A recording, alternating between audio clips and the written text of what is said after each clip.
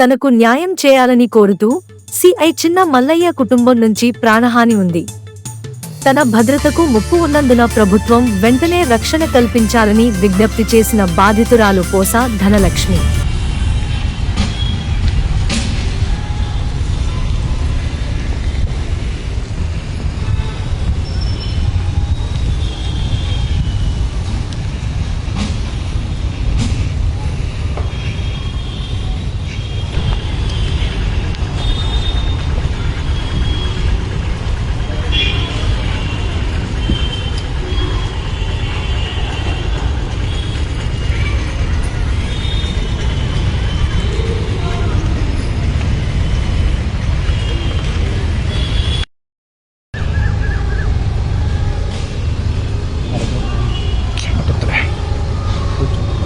సాయంత్రం 5 గంటలకు వచ్చారు సార్ బ్రహ్మపల్లి. వచ్చిన తర్వాత 5:30కి నేను చెప్పేసి ఇంటికి వెళ్ళిపోయాను. మా వారు వస్తే మా వారిని తీసుకుని ఇంటికి వెళ్ళిన తర్వాత ఇంకా ఫోన్ లేదు, ఏం లేదు నాకు అక్కడ పరిస్థితి గురించి. మళ్ళీ తర్వాత నెక్స్ట్ డే మా పనుల కోసం మేము అక్కడ ఉంటున్నాం కాబట్టి ఉదయాన్నే 7:30కి మా వారిని తీసుకొని నేను బ్రాహ్మణపల్లి వచ్చాను. బ్రాహ్మణపల్లి వచ్చిన తర్వాత మా వారు 8:15 వరకు పని చేసేసి మిల్లుకి వెళ్ళిపోయారు, రైస్ మిల్కి. ఆయన చేసే వర్క్కి వెళ్ళిపోయారు. వెళ్ళిన తర్వాత ఆయన ఎప్పటి నుంచి అయితే నా మీద అనుకున్నాడో ఏమో నాకు తెలీదు. ఇసుక ట్రాక్టర్లు అవన్నీ వచ్చాయి, అవన్నీ తోలించుకున్నారు. తోలించుకున్న తర్వాత నాకు ఎప్పుడు చెప్పలేదు, అసలుకి చెప్పకుండా అసలు ఆయన ఎప్పుడు గేటుకు తాళం కూడా వేయరు. అలాంటిది బయట గేటుకు తాళం వేసి వస్తాను అన్నారు.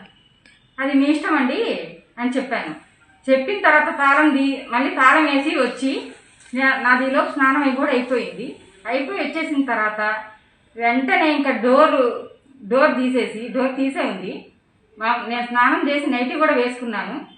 బలవంతంగా అక్కడికక్కడే చేయి పట్టుకుని వెనక్కి చేయి తిప్పేశారు.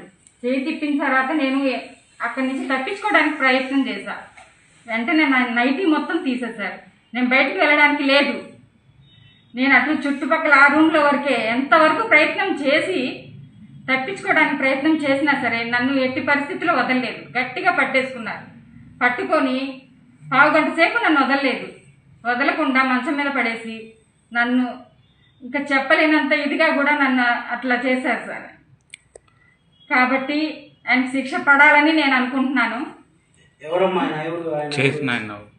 సిఐ చిన్నమల్లయ్య గారు, ఆయనకు శిక్ష పడాలి.